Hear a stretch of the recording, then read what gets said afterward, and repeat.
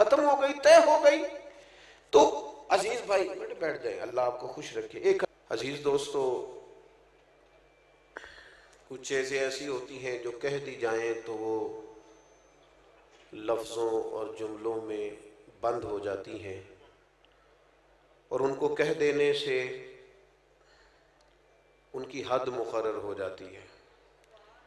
حضرت فقیہ اعظم حضرت مفتی محمد نور اللہ صاحب بصیر پوری رحمۃ اللہ علیہ پرانے دور میں نئی سوچیں رکھنے والی ایک خوبصورت شخصیت کا نام تھا،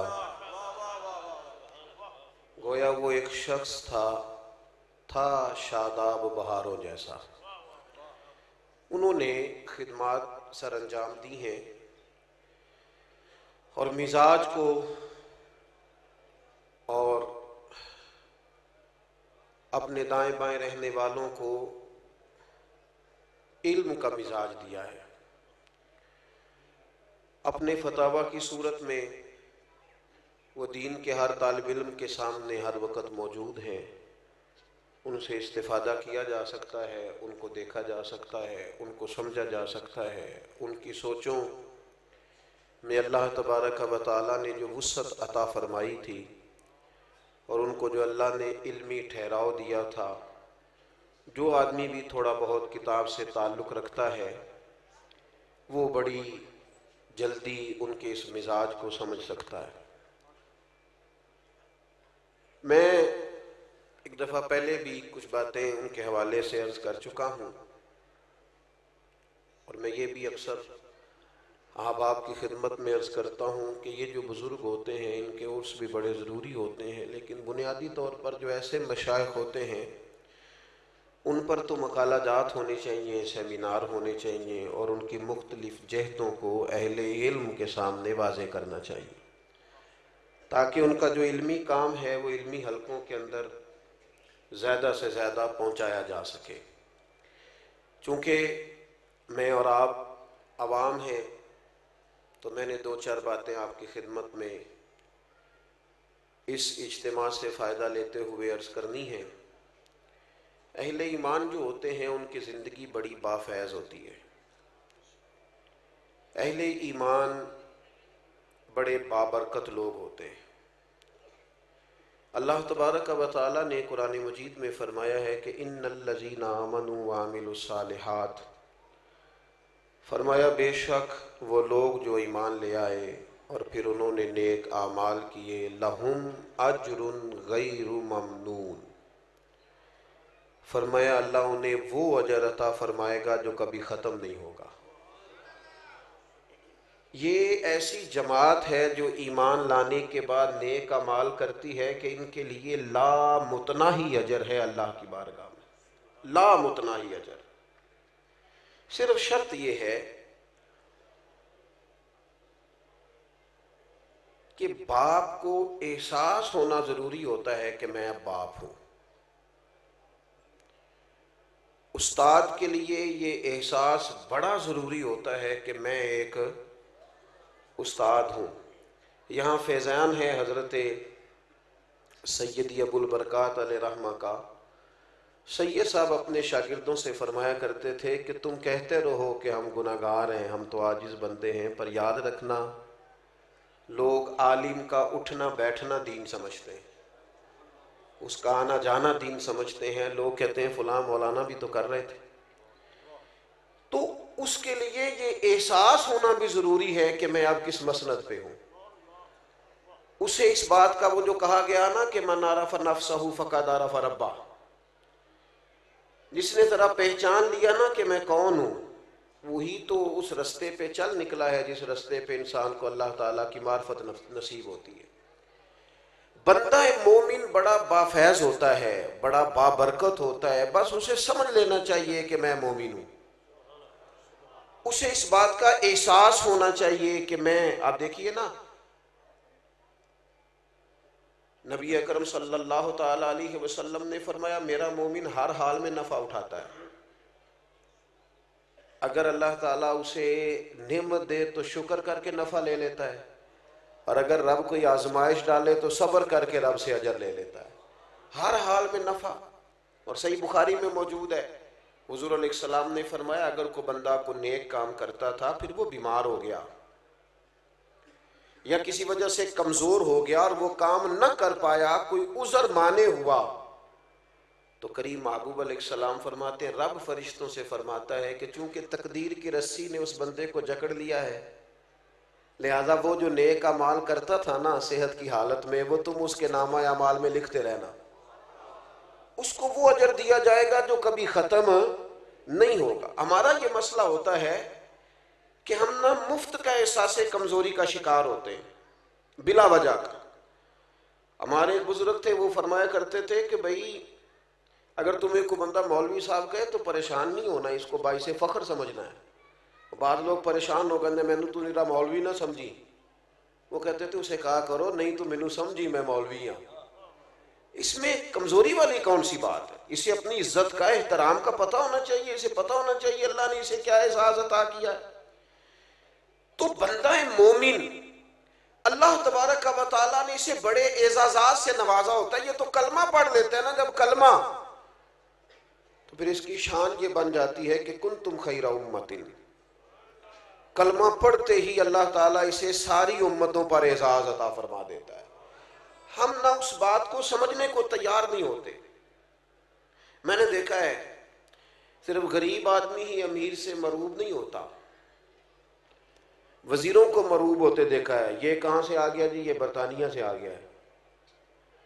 یہ کہاں سے آ گیا؟ یہ امریکہ سے آ گیا ہے۔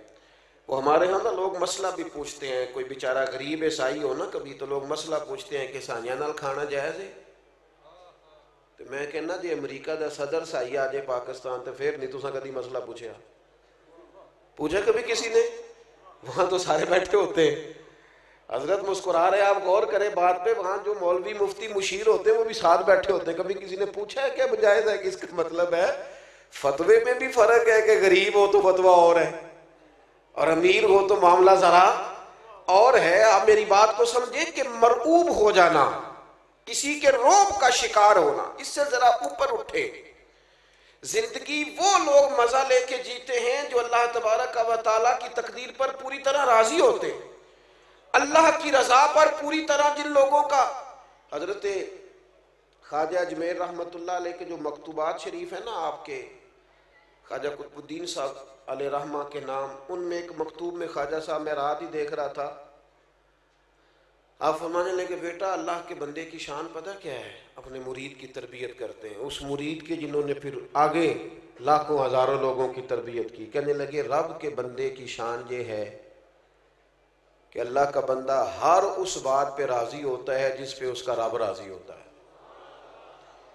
حضرت ابراہیم ابن ادھم نے ایک دفعہ کہا تھا نا دنیا میں جو کچھ ہو رہا ہے میری مرضی سے ہو رہا ہے، تو ہر بندے کا ہاضمہ ٹھیک نہیں ہوتا، بعض لوگ پریشان ہو گئے، کہنے لگے بابا سارا کچھ تیری مرضی سے ہو رہا ہے؟ یہ بہت بڑی بات کر دی، سارا کچھ یہ کیسے؟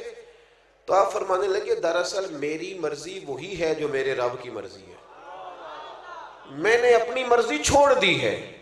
وہ بات پہلے تھی جب سے اپنی مرضی رب کی مرضی میں فنا کی ہے نا، اب جو ہو رہا ہے میری مرضی سے ہو رہا ہے، جو کہ میرے رب کی مرضی سے ہو رہا ہے۔ جب بندہ پہچان لیتا ہے نا کہ یار میرے اندر تو صلاحیت ہے، میں کچھ کر سکتا ہوں، پھر وہ کسی جگہ اپنا وقت نہیں ضائع کرتا، پھر وہ کسی ایسی جگہ کھڑا نظر نہیں آتا جو جگہ اس کے سٹیٹس کے مطابق نہ ہو، پھر وہ صبح سے لے کے شام تک سارا ٹائم بننے سورنے میں نہیں گزارتا، پھر سادے کپڑوں سے بھی، سادہ طرز زندگی سے بھی، عام لباس سے بھی، جو میسر آ جائے اس سے بھی وہ بڑے بڑے کام کر جاتا ہے۔ آپ جہاں رہتے ہیں یہاں ابھی بھی گلی سے گاڑی کو گزرنے میں 25 منٹ لگ جاتے ہیں، لیکن یہاں سے فتاوی نوریہ کو گلی گلی پہنچنے میں کوئی منٹ بھی نہیں لگا، وہ پہنچ گیا ہے سب جگہوں پہ۔ اس لیے کہ جب آپ کا مزاج ہوتا ہے نا کہ مجھے کام کرنا ہے۔ اعلیٰ حضرت بریلوی رحمۃ اللہ علیہ کے زمانے میں کہاں اتنی جدت تھی، کہاں اتنا کچھ پہنچایا جا سکتا تھا، کیسے ایک منٹ میں ہر چیز جگہ جگہ پہنچائی جا سکتی تھی، لیکن ان کو پتا تھا میں لکھوں گا، میں کام کروں گا، پیچھے اخلاص تھا۔ جب خلوص ہوتا ہے تو پھر اللہ تعالیٰ اس کام کو پھیلا دیتا ہے۔ ہم نہ کوئی کام نہیں کر رہے، کوئی ذمہ داری کا احساس نہیں کر رہے، کوئی ڈیوٹی نہیں کر رہے، معاشرہ جب اتنا زیادہ بگڑ جائے تو پھر تو بہت زیادہ ذمہ داری کے احساس کی ضرورت ہوتی ہے. ہم آگے نہیں بڑھنا چاہ رہے. ایک تو اگر کوئی شخص کام بھی کرتا ہے تو وہ الجھ جاتا ہے روزی روٹی کے چکر میں. جتنے لوگ اپنے بچوں کی تربیت کرتے ہیں دینی لوگ ہوں الا ماشاءاللہ یا دنیاوی ہوں، وہ صرف روزی روٹی کمانے کے طریقے بتا. اس کا نقصان یہ ہوتا ہے کہ بچے روحانی طور پر کمزور ہو جاتے ہیں، اخلاقی طور پر ان کے اندر وہ جرأت ہی پیدا نہیں ہوتی. وہ خوبصورتی جو ایک خوبصورت مسلمان نوجوان کے اندر ہونی چاہیے، وہ صبر کی، شکر کی، قناعت کی دولت جو کسی بندہ مومن کا حسین زیور ہے، وہ ہمارے بچوں کے پاس نہیں ہوتا. یعنی مالدار گھرانے کا بچہ ہے، اسے ساری آسانیاں میسر ہیں، وہ بہترین غذا کھاتا ہے، لیکن صبر ایک منٹ کے لیے بھی نہیں ہے اس کے اندر. وہ اگر اسے وقت پہ کھانا نہ ملے تو وہ مہنگا موبائل توڑ دیتا ہے، وہ گھر کا ٹی وی توڑ دیتا ہے. کیوں؟ اس لیے کہ اسے سارا کچھ سکھایا گیا ہے، صبر، قناعت اور حوصلہ. وہ تو لاڈلا سمجھ کے اس کے ساتھ وقت گزار رہا ہے، لیکن اس کی بیوی کہتی ہے کہ کاش اسے کچھ تھوڑے اور طریقے بھی بتائے جاتے، کچھ اور سلیقے بھی سکھائے جاتے. دنیا میں سب سے زیادہ پیار رسول کریم علیہ السلام نے کیا ہے اپنی شہزادیوں کے ساتھ، اور سیدہ پاک چھوٹی تھیں تو سب سے زیادہ محبت حضرت فاطمہ الزہرا کے ساتھ فرمائی ہے. لیکن آپ پڑھ لیں تاریخ، دیکھ لیں کتب احادیث، صحیح حدیث میں ملے گا. حضرت فاطمہ الزہرا رضی اللہ تعالیٰ عنہ نے جب آ کے عرض کیا یا رسول اللہ صلی اللہ تعالیٰ علیہ وسلم، یہ مقدس ہاتھوں پہ چھالے چکی پیس پیس کے پڑ گئے، اور اگر ایک کنیز مل جائے، غلام مل جائے تو کام کاج میں میرا ہاتھ بٹائے گا، اور آئی اس دروازے سے پر ہیں جس سے کبھی کوئی خالی گیا ہی نہیں. یا رسول اللہ صلی اللہ تعالیٰ علیہ وسلم غلام مل جائے تو قریب نے کیا جواب دیا؟ فرمایا غلام تو ہیں پر مدینے کے غریبوں کے لیے رکھے گئے ہیں، آپ کو تحفہ دیتے ہیں. یا رسول اللہ فرمائیے. فرمایا 33 بار سبحان اللہ پڑھا کریں. صحیح بتاؤ، صحیح ابا جی کا حق نہیں بنتا بیٹی کو وظیفہ بتانے کا؟ اماں کا حق نہیں بنتا انہیں وظیفے پہ لگانے کا؟ کیا ان کی ذمہ داریوں میں یہ شامل نہیں ہے کہ ان کو کسی روحانی کام لگایا جائے؟ کبھی کبھی کہیں پتر دل بڑا کرتا ہے مجھے درود تاج تو سنا. کبھی طبیعت کیا ہمارے ذمے نہیں لگایا تو حضور نے کہ اپنی اولاد کو میری محبت سکھانا، میری اولاد کی محبت سکھانا، قرآن پاک کی تعلیم سکھانا. رسول کریم علیہ السلام نے کہا فاطمہ 33 بار سبحان اللہ پڑھا کریں، 33 بار الحمدللہ پڑھا کریں، 34 بار اللہ اکبر کہا کریں. جب بھی تسبیح ختم ہوگی اللہ غلام آزاد کرنے کا ثواب عطا کرے گا. روحانی تربیت، روحانی. اللہ کے محبوب علیہ السلام نے فرمایا کسی شخص نے اپنے اولاد کو سب سے بہترین تحفہ یہ دیا ہے کہ اسے اچھا ادب سکھا دیا، اس کے اخلاق میں، کردار میں حسن پیدا کر دیا. اس بچے کو ملنے کے بعد لوگوں کو محسوس ہوتا ہے کہ یہ شاہکار ہے کسی کی تربیت کا. عزیز دوستو، اپنے آپ کو بابرکت بافیض بنایا جائے، کام لیا جائے. ہمارے ہاں اگر کوئی شخص کام کرتا بھی ہے تو وہ زیادہ سے زیادہ، میں اپنے دوستوں سے اکثر کہتا ہوں، کئی دفعہ وہ کسی میڈیا کے پلیٹ فارم پہ دیکھ کے کوئی صاحب آ جاتے ہیں اور ان کے آنے پر شرمندگی ہوتی ہے. ایک شخص نے 14 گھنٹے کا سفر طے کیا ہے اور بیچارہ بڑے شوق سے آیا ہے، بڑے درد سے آیا ہے.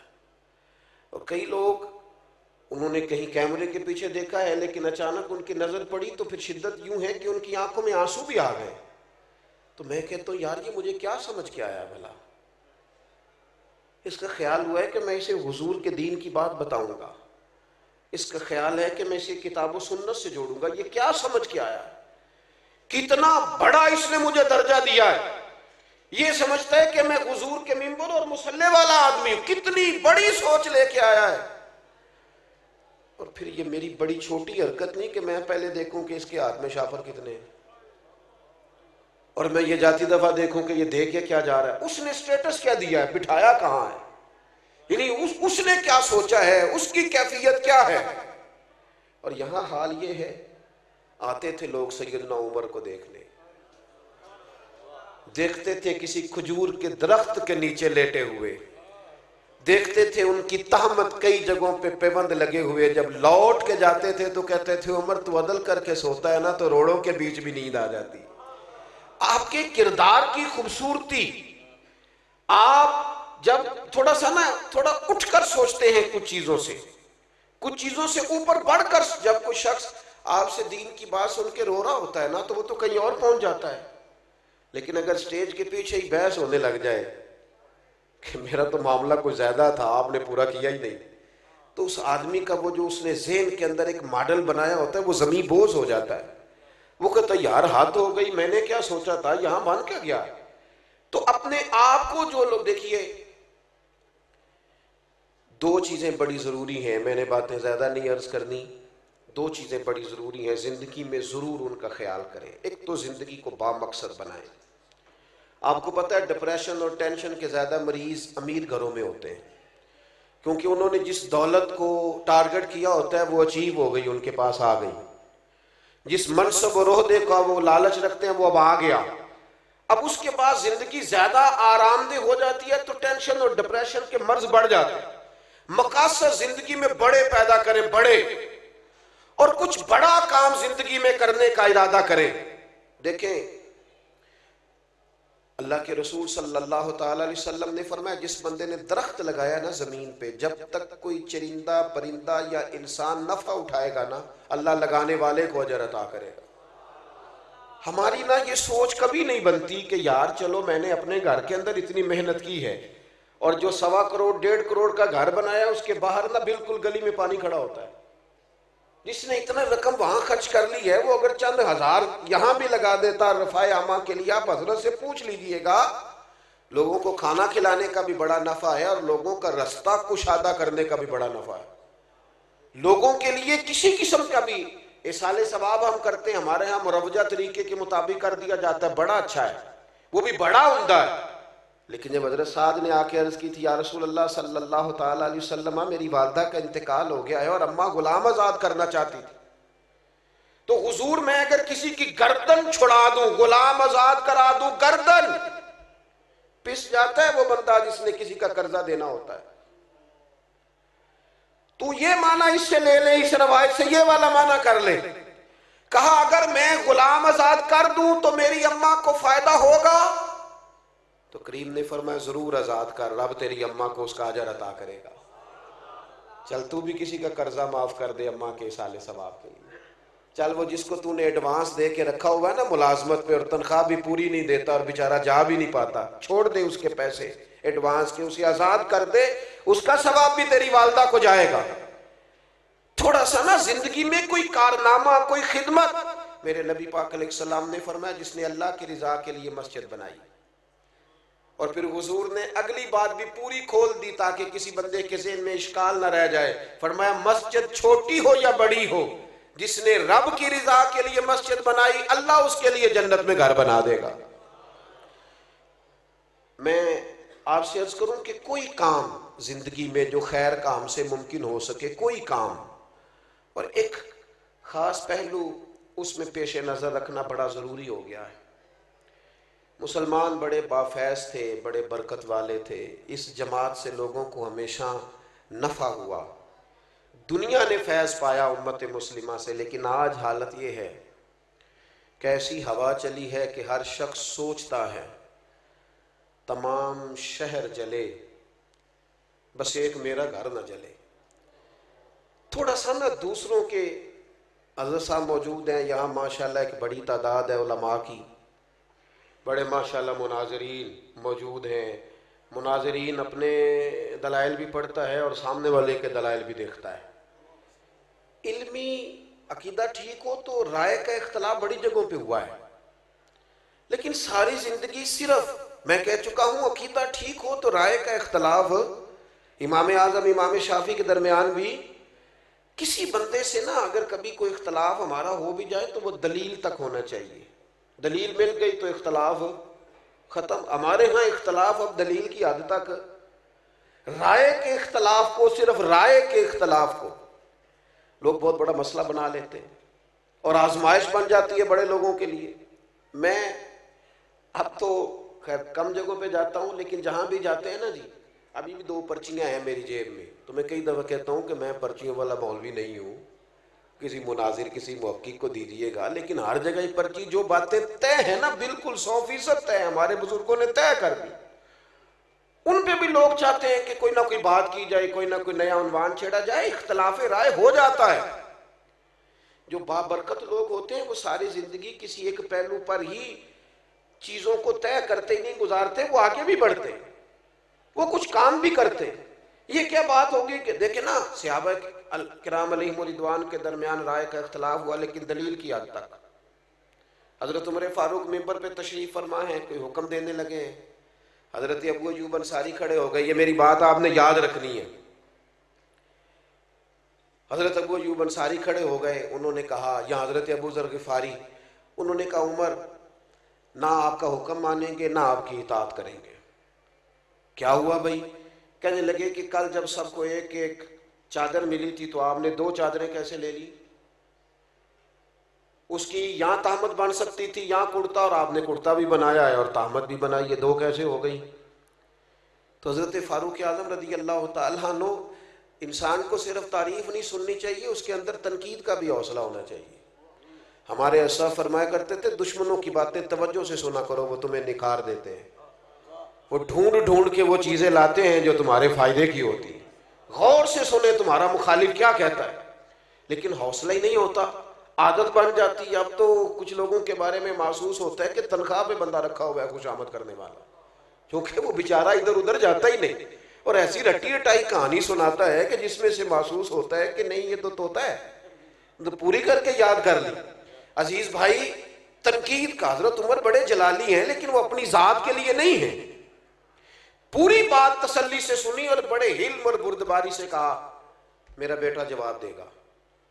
حضرت عبداللہ ابن عمر یا آپ کے بیٹوں میں سے کوئی کھڑا ہوا اور انہوں نے کہا حضور آپ نے حکم دیا ہے تو میں عرض کرتا ہوں۔ کہنے لگے چونکہ مال غنیمت میں چادریں تقسیم ہوئی تھیں اور سب کو ایک ایک ملی تھی، تو ایک میرے والد کو ملی تھی تو ایک مجھے بھی تو ملی تھی نا، میں نے سیدنا عمر کو دے دی اور ان کا کرتا بھی بن گیا اور تہمت بھی بن گئی۔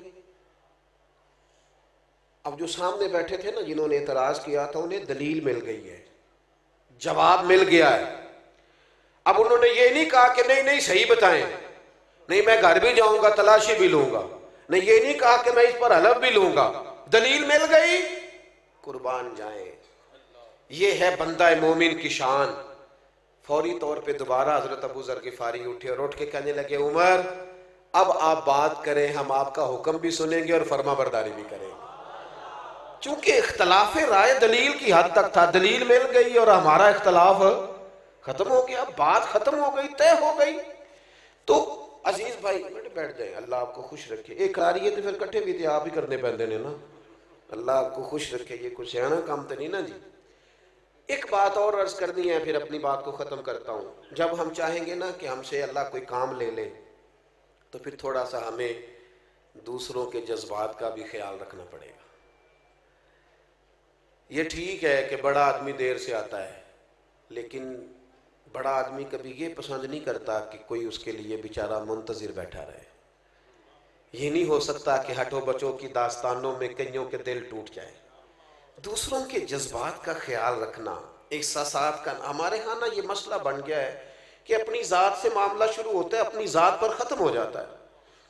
ہمارے بزرگوں نے، ہمارے مشائخ نے احساس رکھا، احساس۔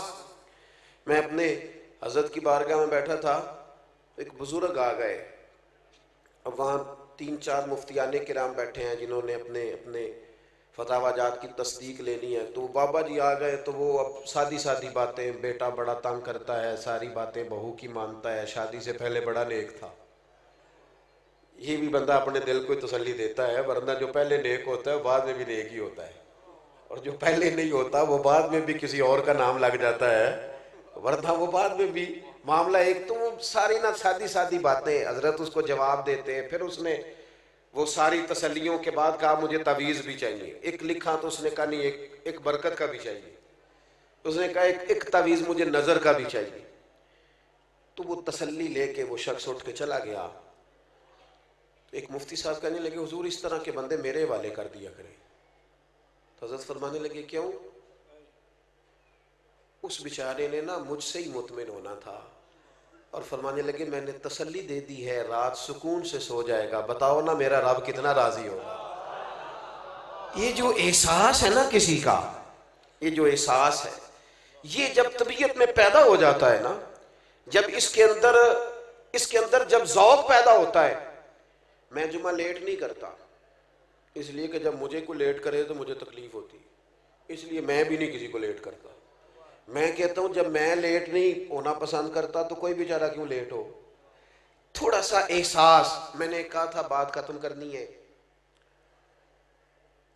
آپ مصروف ہیں اس میں کوئی شک نہیں، لیکن گھر میں اماں ہے، اس کا دل کرتا ہے جب آپ جائیں تو وہ سارا دن کی باتیں آپ سے کریں۔ والد بیچارے بیمار ہیں، کئی دفعہ معذور ہیں، کسی جگہ بیٹھے ہیں، وہ منتظر ہیں، انہوں نے ساری بات آپ سے کرنی۔ آپ مفتی صاحب ہوں گے، علامہ صاحب ہوں گے، انجینئر ہوں گے، ڈاکٹر ہوں گے، پروفیسر ہوں گے، کچھ بھی ہوں گے، لیکن اس کے تو پتر آپ ہی ہیں نا۔ یہاں آپ کو تھوڑی دیر وقت گزارنا ہے، نہ سمجھ آئے تو پوچھ لو جناب ام ایمن سے، کس طرح رسول کریم جا کر خبر گیری کرتے۔ آپ جتنا مرضی لمبا سفر کریں، دنیا گھوم کے آ جائیں، پر بیوی کا لباس آپ ہے، اس نے سارے دن کے دکھ آپ کو سنانے۔ میں تو مصروف بڑا ہوں، میں باہر سے تھکا آیا ہوں، تو نے بات چھیڑ دی ہے۔ با فیض با برکت لوگ یوں نہیں کرتے۔ ہم اپنے سونے کے لیے لوگوں کا دل توڑ دیں؟ سنو، اور بات ختم ہوئی۔ سیدہ عائشہ صدیقہ رضی اللہ تعالیٰ عنہ فرماتی ہیں ایک دن رسول کریم نے مجھ سے فرمایا، کہا عائشہ ایک بات کروں تم سے؟ حضور میرے تو نصیب جاگ گئے، کرم ہو جائے۔ فرمایا جب تم راضی ہوتی ہو مجھ سے تب بھی مجھے پتہ چل جاتا ہے، اور جب تمہارے دل میں کوئی بات ہوتی ہے جب بھی پتہ چل جاتا ہے۔ کہتی ہیں میں فٹافٹ اور زیادہ امتن گوش ہو کے عرض کرنے لگی، حضور میں اور آپ سے ناراض؟ تو فرمایا بتاؤں پھر؟ یا رسول اللہ فرمائیے۔ فرمایا عائشہ تم کبھی کبھی قسم اٹھاتی ہو؟ یا رسول اللہ اٹھاتی ہوں۔ فرمایا جب راضی ہوتی ہو تو کہتی ہو مجھے محمد مصطفیٰ کے رب کی قسم، اور جب تمہارے دل میں کوئی بات ہوتی ہے تو پھر کہتی ہو مجھے حضرت ابراہیم کے رب کی قسم۔ حضرت عائشہ صدیقہ کہتی ہے میں تمہیں بتا نہیں سکتی لوگوں میری کیفیت کیا تھی۔ وہ بات کہاں، یا رسول اللہ آپ لفظوں تک کا خیال رکھتے ہیں، جملوں تک کا احساس فرماتے ہیں کہ کوئی کیا سوچ رہا ہے، کیا بول رہا ہے، کہاں تک سوچے گئی ہوئی ہیں۔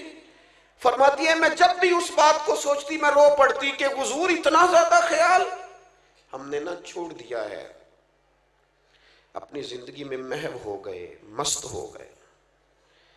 میرے دوستوں میں سے جب کوئی مجھے کہتا ہے نا تھوڑا ڈرائیور، تو میں کہتا ہوں یار وہ ٹھیک ہے آپ نے جس طرح بھی کہہ دیا، پر میں تو گاڑی میں سو جاتا ہوں، بیچارہ جاگتا رہتا ہے۔ وہ اس کو سٹریٹ سیدھا دیکھنا ہے، میں تو لیکن قدر نہیں ہے نا، احساس نہیں ہے۔ ہم نے سوائے اپنے دائیں بائیں دیکھنا چھوڑ دیا ہے۔ اپنے آپ کو بابرکت بنائیں، با فیض بنائیں۔ مومن کے لیے وہ اجر ہے جو کبھی ختم نہیں ہوگا۔ جانے کے بعد لوگوں کی تعریفیں شروع ہوئیں اور پھر بڑی ہوئیں۔ میں اندر بیٹھا تھا ابھی حضرت کے گھر میں، تو میں وہاں بھی کہہ رہا تھا کہ میں دل سے حضرت مفتی صاحب کی قدر کرتا ہوں، اور مجھے حاجت نہیں ہے کسی بندے کی تعریف کرنے کی۔ تھوڑا سا ذرا شعر سے، کتاب سے، پڑھنے لکھنے سے شغف رہتا ہے۔ حضرت علامہ شرف صاحب رحمۃ اللہ علیہ کی کتاب پڑھنا، صاحبزادہ خورشید گیلانی صاحب نے تقریض لکھی تھی، تو میں بھی تھوڑا سا طالب علمی کے زمانے میں گیلانی صاحب کے پاس آیا جایا کرتا تھا، مجھے اچھا لگتا تھا ان کا لکھنا۔ تو شرف صاحب نے لکھا تھا کہ سمجھ نہیں آئی، یہ ان کا جملہ ہے جناب علماء سے معذرت کے ساتھ، انہوں نے کہا تھا سمجھ نہیں آئی کہ سغرے کبرے والا مولوی اتنا شستہ کیسے لکھ لیتا ہے، اتنا صاف کیسے لکھ لیتا ہے، یہ سمجھ نہیں آئی۔ پھر کہنے لگے ہاں ہاں سنا ہے مرغابی جب پانی سے نکلتی ہے تو پر خشکی ہوتے ہیں اس کے، سنا ہے کہ جو کچھ لوگ ایسے ہوتے ہیں کہ جو جس جگہ بیٹھتے ہیں پھر وہ محفل اور انجمن کا، حضرت بڑا صاف ستھرا لکھتے ہیں، عمدہ لکھتے ہیں، اور بعض منظر نامے تو ایسے ہیں کہ جو لوگ نہیں گئے وہ بھی اگر صحیح طرح پڑھ لیں تو محسوس ہوتا ہے کہ ہو گئے آ گئے۔ تو کچھ لوگوں کی قدر کریں اپنی زندگی میں۔ میں ایک جگہ پہ موجود تھا تو مجھے وہاں کے لوگ کہنے لگے کہ ہمارے یہاں کے بعض علماء سے ہمیں شکوہ ہے، آپ بڑے اچھے ہیں، میں کہ میں اتنے رہندہ نہیں نہ تاں کر کے، اگر آ گیا پکا تو پھر معاملہ شاید کچھ اور ہوگا۔ یہ ہوتا ہے ایسا، جو چیزیں زیادہ قریب ہوتی ہیں وہ بعض اوقات زیادہ، جو زیادہ دور ہو وہ محسوس ہوتا ہے کہ شاید زیادہ بڑی ہے۔ تو اپنے آپ کو بابرکت بنائیں، بافیض بنائیں، زندگی وہی اچھی ہوتی ہے جس سے کوئی نفع لے لے۔ اللہ تعالیٰ اس آستانے کو قیامت کی صبح تک آباد فرمائے۔